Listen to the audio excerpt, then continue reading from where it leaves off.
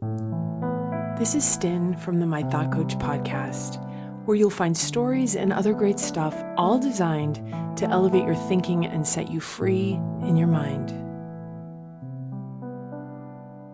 At the end of every episode is a guided meditation or tool written to go in tandem with the topic of this podcast. So stick around to the end. I'm glad you're here. I'm glad that I can talk. I apologize for the raspiness of my voice, but I felt like it was so important to just hop on and talk about anxiety in particular. A few things, and we're shifting already from kind of this anxiety, end of world anxiety. I don't know. It feels like things are starting to shift a tiny bit from where they were even 5 days ago. Everything's changing. And that's the hardest part, is our brains are designed to actually avoid big changes. That's why we stick with bad habits. That's why we stay in relationships that are probably bad for us. That's why we put off all sorts of changes that are for the better, because we don't like change. And so when change hits us so abruptly, like this has, it's hard to kind of settle with it.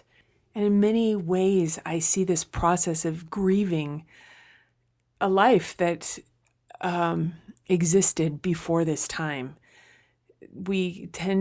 Most of us tend to not live in the moment anyway. We live ruminating about the past and regret sometimes, or we project forward into our lives about what's coming next.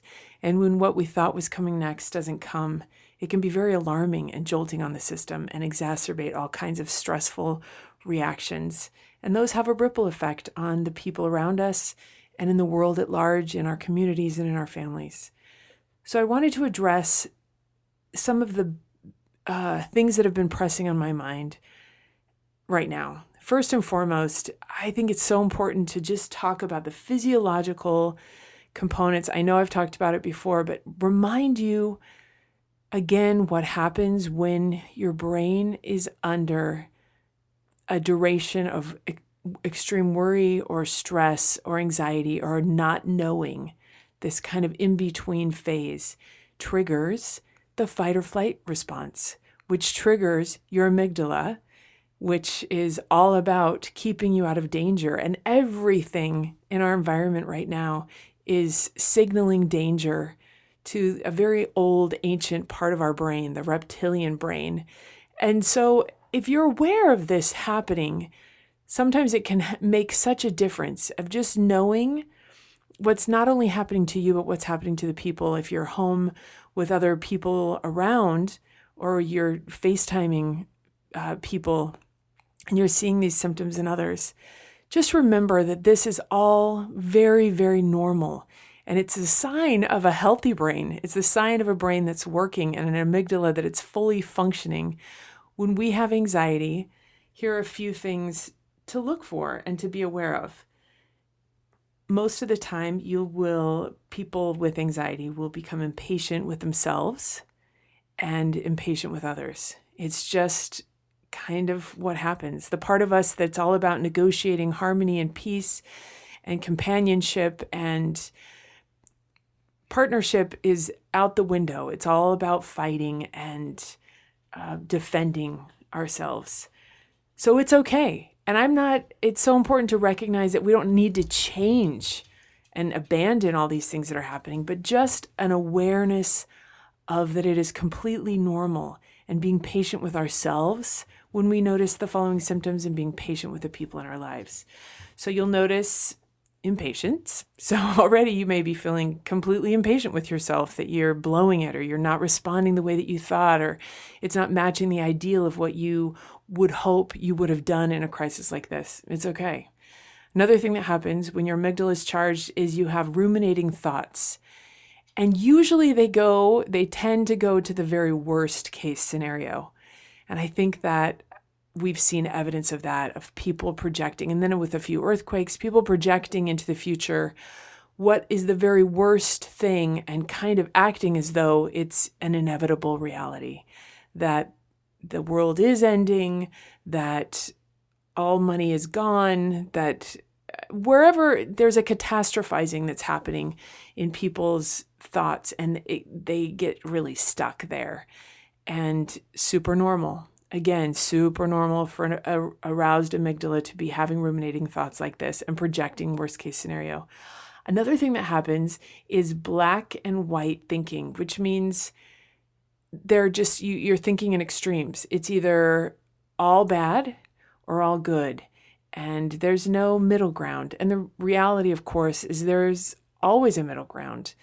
A really bad, tragic situation can have good in it. And finding moderation in our thinking is a challenge right now. And so be aware of those sorts of things. Also, horribilizing, kind of another black and white thinking that things are all good or they're all bad, and also just thinking the worst.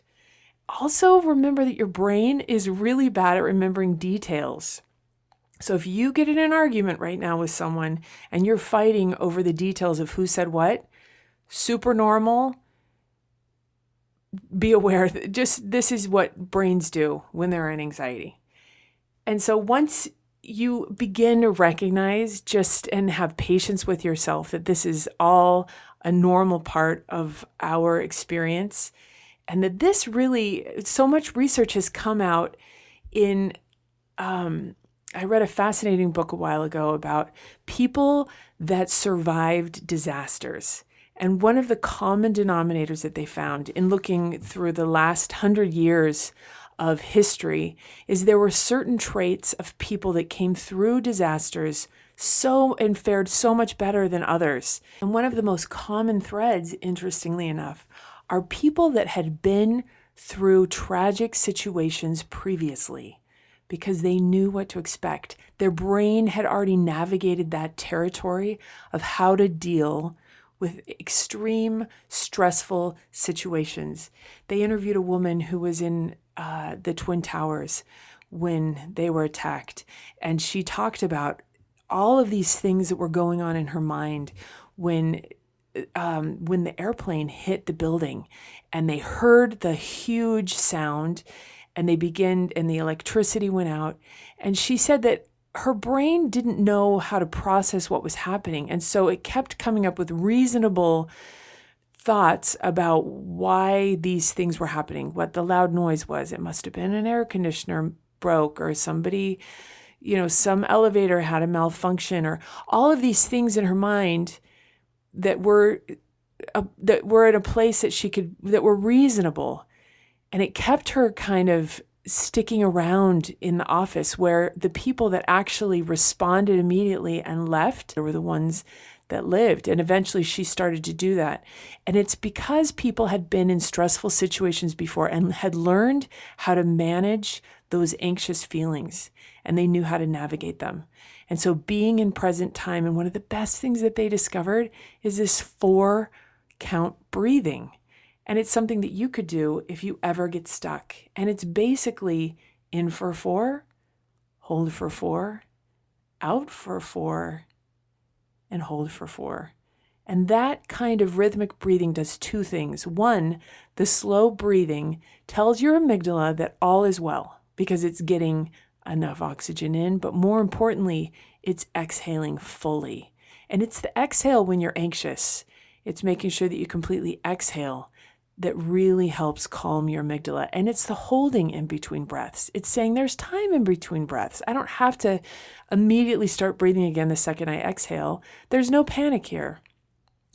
And the other great thing about the 4-4 breathing is that it, of course, calms down your amygdala, and it gives you a focus for that anxious part of your brain that needs a project. And so there are lots of places that your thoughts can go when you're in a difficult situation.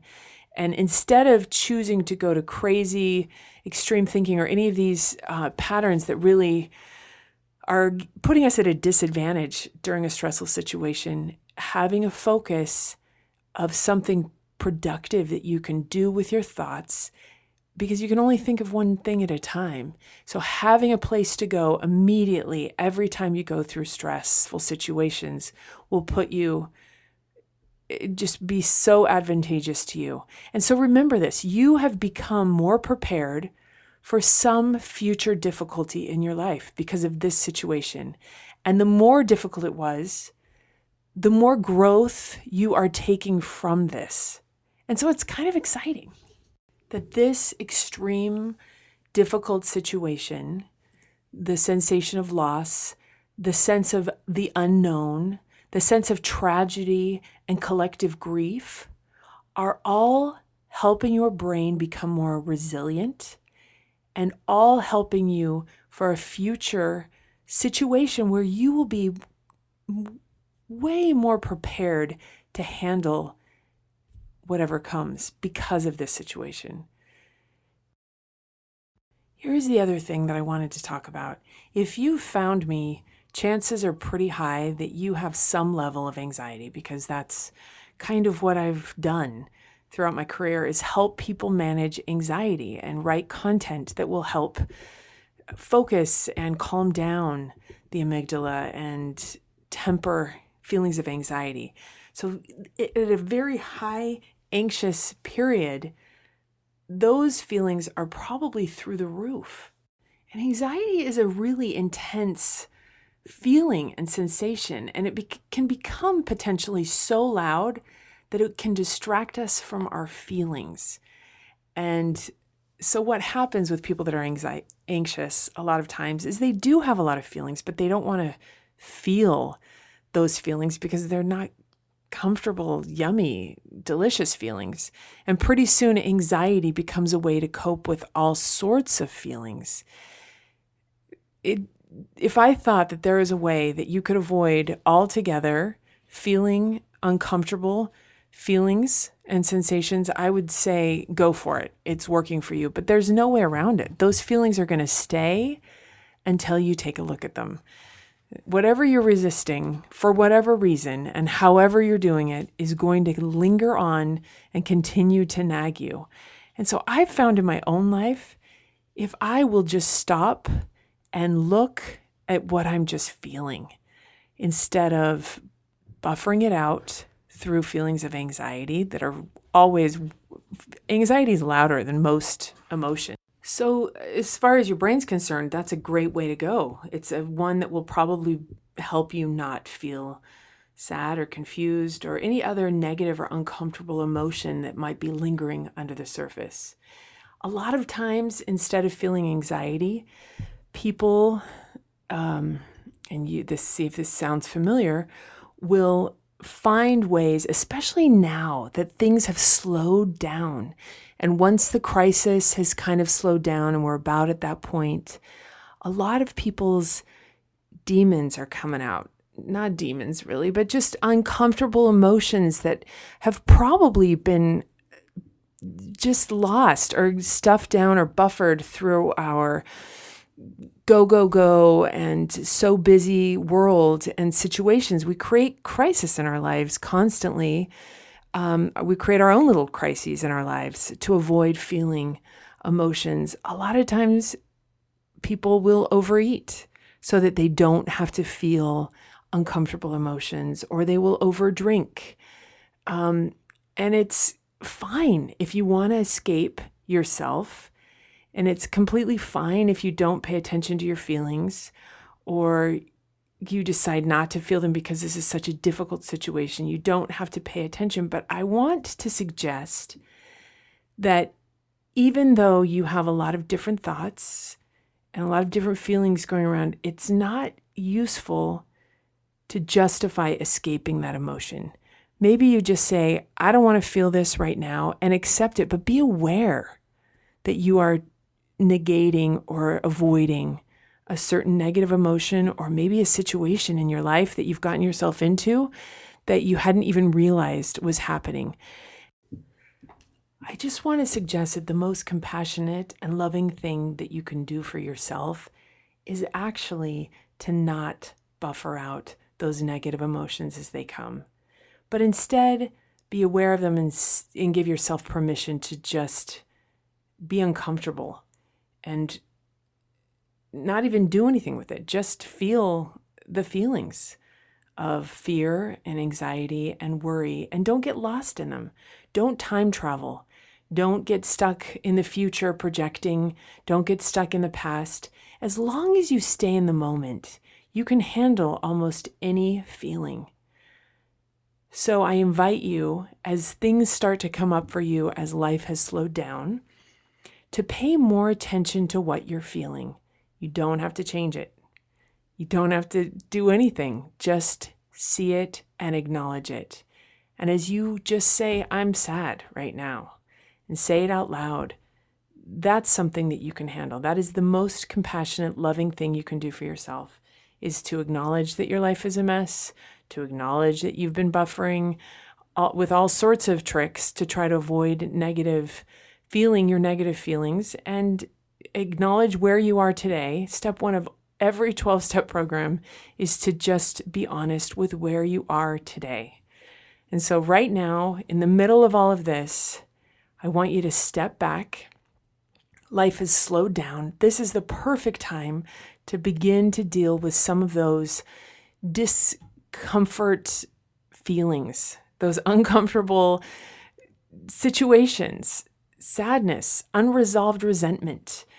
Is there someone that you need to forgive?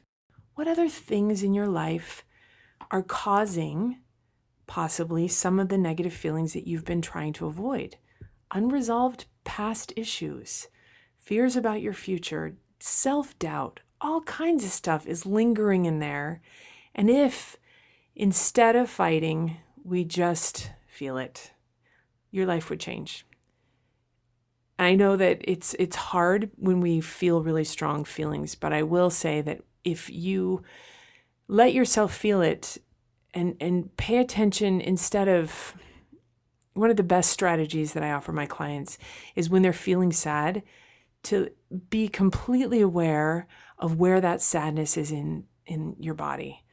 Because sadness doesn't just exist in the ether somewhere. When you're sad, it's somewhere in your body. We're very physical beings, and there's no way that you can separate what's going on mentally from what's going on physically for you. And so to begin to connect and become aware of where you feel sadness or where you feel stress. I'm noticing these trends online where people have different ideas of how other people should be handling things, or they have strong feelings about how they should be able to handle things, and choices people should make, and the way the world should be, what our government should do and what they shouldn't do. I see people online scolding other people, or getting really caught up in other people's business, or getting caught up in fear. And I just want to remind you that just for you and for your own peace and growth, that anytime you feel like the world should be different, or people should be different, or you should be different, that you're setting yourself up for huge amounts of suffering. We suffer when the world doesn't match what our expectations are. And it's so easy to do, especially now at this time. But just be aware of it. If you are thinking that the people in your community should be acting different, or your significant other should be acting different, you can never change the behavior of anyone. That's the truth. The only thing that you can control are your thoughts about other people's behavior.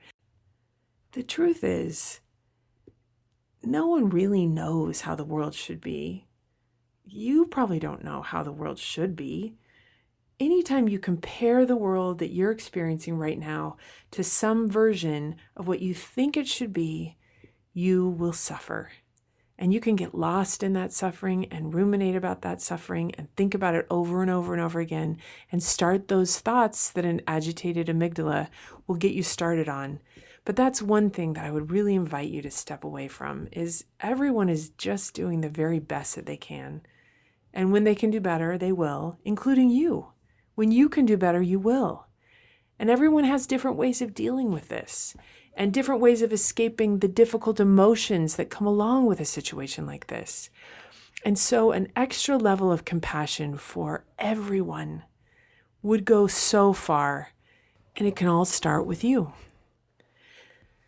So be careful. I hope you are all well, and being okay and finding peace during this time and finding goodness and seeing magical little moments. Last night, someone rang our doorbell and I answered it, and there were 12 rolls of toilet paper and on our doorstep.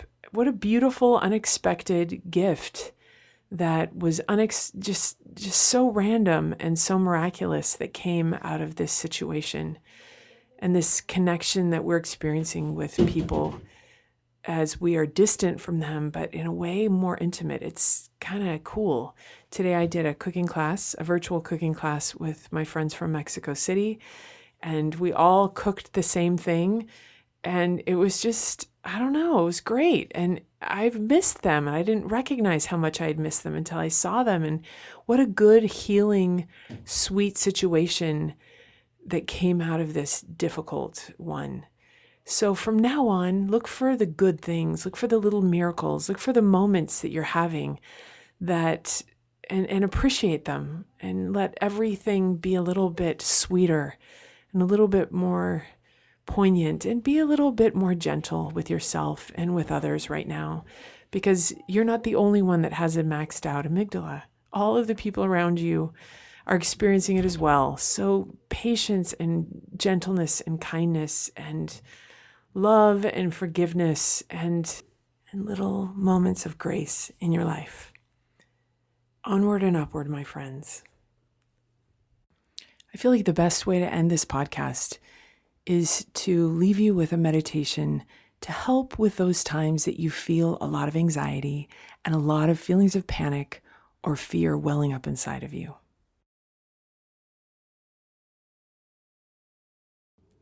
This is a guided meditation to help with strong feelings of panic or terror or fear. If you're experiencing a panic or an anxiety attack right now, you probably feel afraid. And even though you're terrified, you are okay. The symptoms that you're experiencing right now are not going to hurt you. They are, you should know, a normal and natural response that will pass. And however frightening this experience is for you, it won't last. It can't last. Your body won't remain in this mode because there's another normal and natural response your body is equipped with to counteract the anxiety or the panic response. It's called the relaxation response. And while you wait for the relaxation response to begin, which it will, you might want to do some calm breathing in the meantime. You can breathe right now. Even if it doesn't feel like it, you are getting enough oxygen. Your body knows how much air it needs. Notice that you're able to breathe out right now, kind of as if you're blowing out a candle. Take a breath in, and then imagine blowing out one small candle with a little puff of air. Breathe in slowly, hold the breath, and now breathe out slowly. Let out all the air. Breathe in, hold, and out. Keep breathing slowly in and out.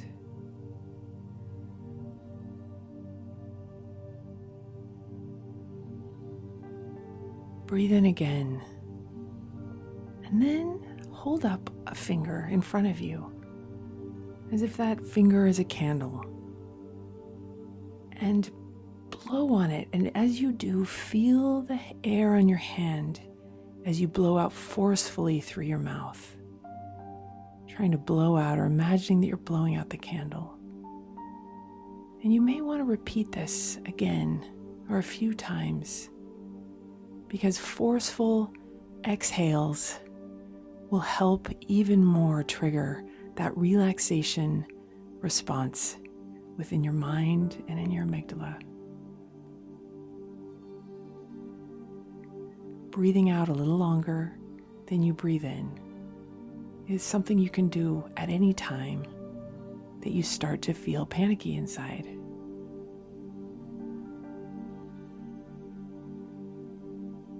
Now just continue your slow, gentle breathing and begin to notice how your body naturally controls your breathing.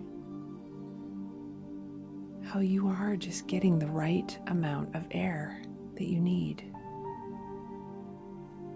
And knowing this, continue to breathe naturally, deeply, and slowly.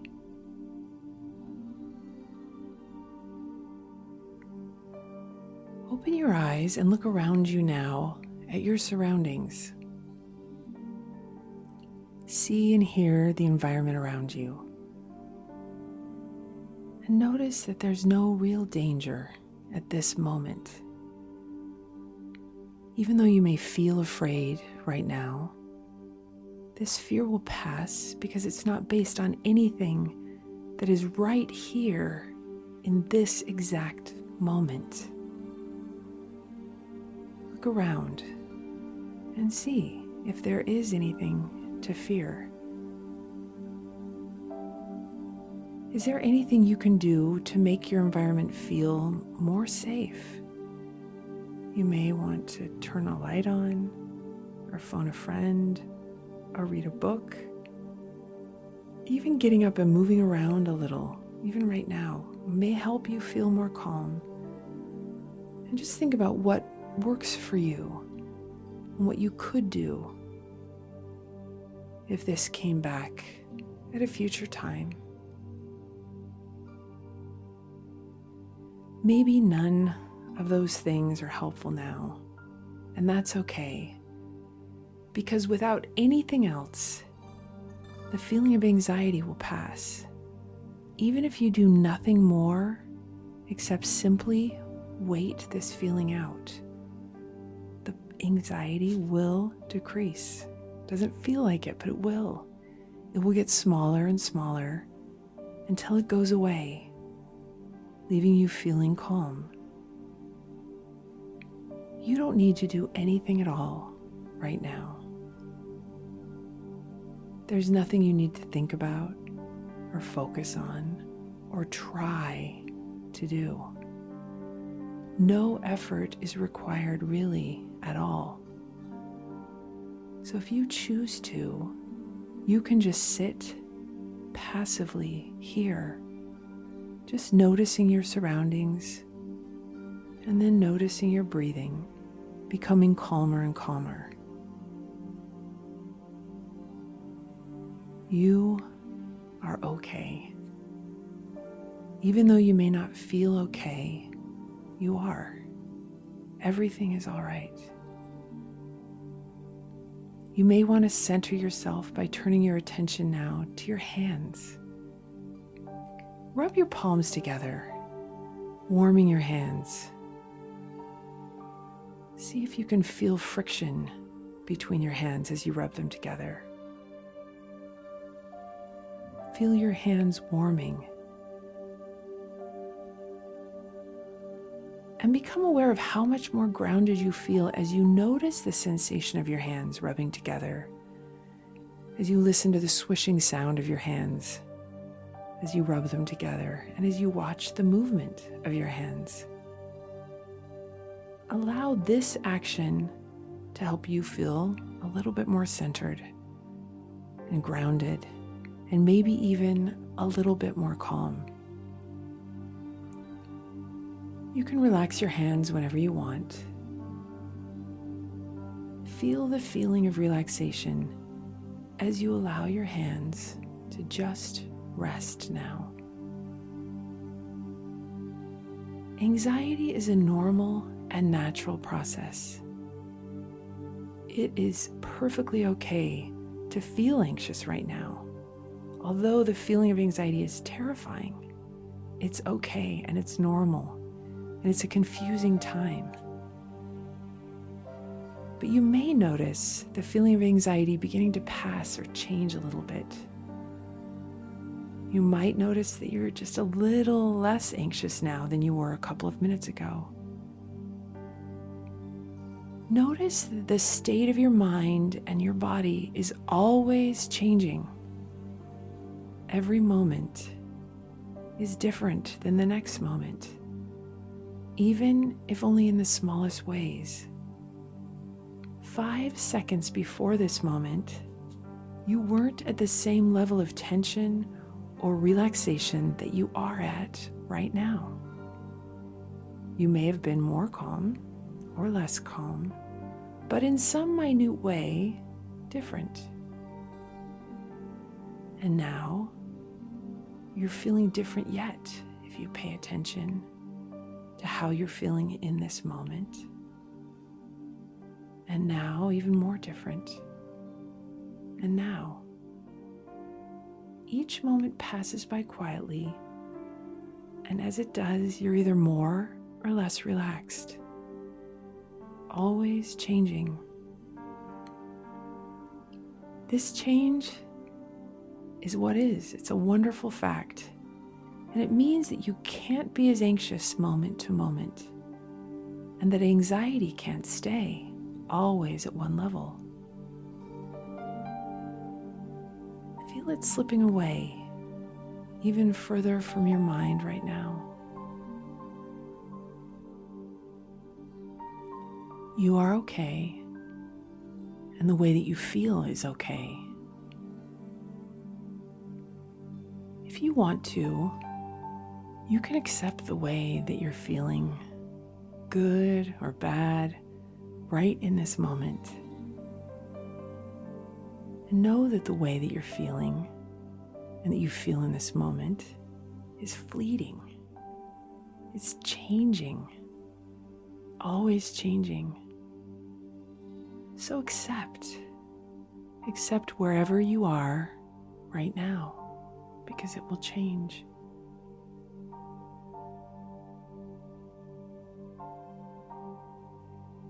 If you would like to relax right now a little bit more deeply, you can invite your body's natural relaxation response to begin to happen. This response will occur regardless of what you do to bring your body back to center, back to its base. You may want to rest now and just listen to these following statements and affirmations. If you want to repeat them, you can. You'll probably find that you feel more and more relaxed and calm as you repeat or listen to these calming phrases.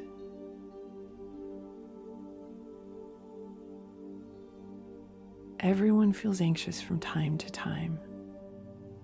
A lot of people are feeling anxious now, and it's okay.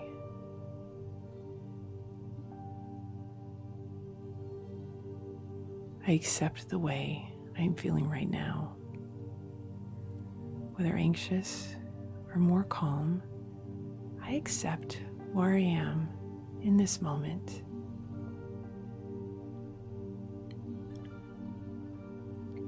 I know that anxiety will pass. I can feel more and more calm, moment by moment. I'm starting to feel more relaxed.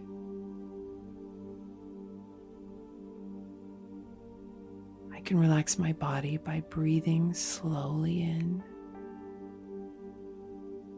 and fully out. I relax my muscles and allow my body just to relax. I can feel myself becoming more calm and relaxed without any effort at all.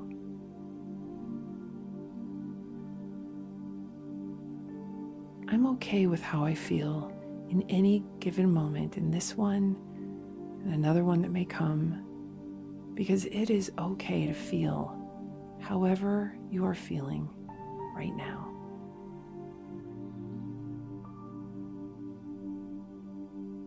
I will be all right. I am all right. I'm feeling even more calm than I was a moment ago. And I'm feeling relaxed. I can choose to relax even more. The more relaxed I am, and the more still I am inside, the more able I will be to return here regardless of what's going on in the world around me. I can always return to this calm center regardless of any storm. I can always be calm within. I can count on my feelings always changing.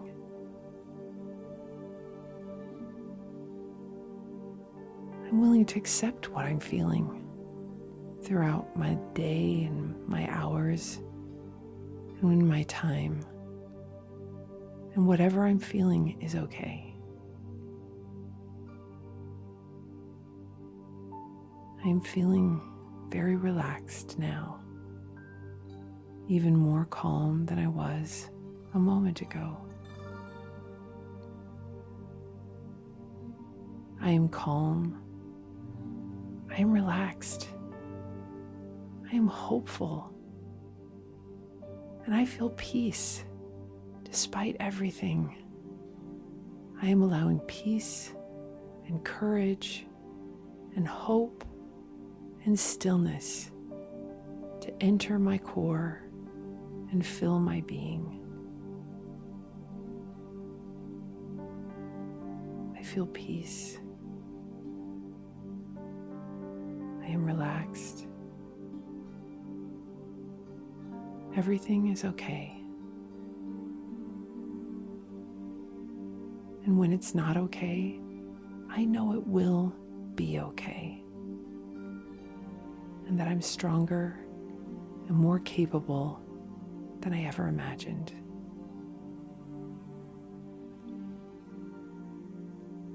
Stay here and continue to relax for as long as you wish.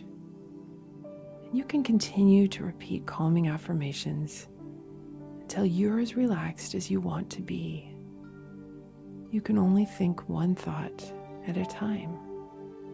And so for this time, choose the thoughts that you want to have, of the way that you want to be, and allow those to grow and expand within you.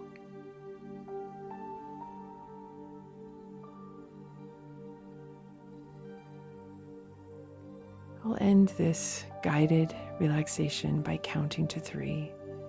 And when I reach 3, you can continue relaxing, or you can return back to your usual level of alertness, but maintaining a deep calm and peace within.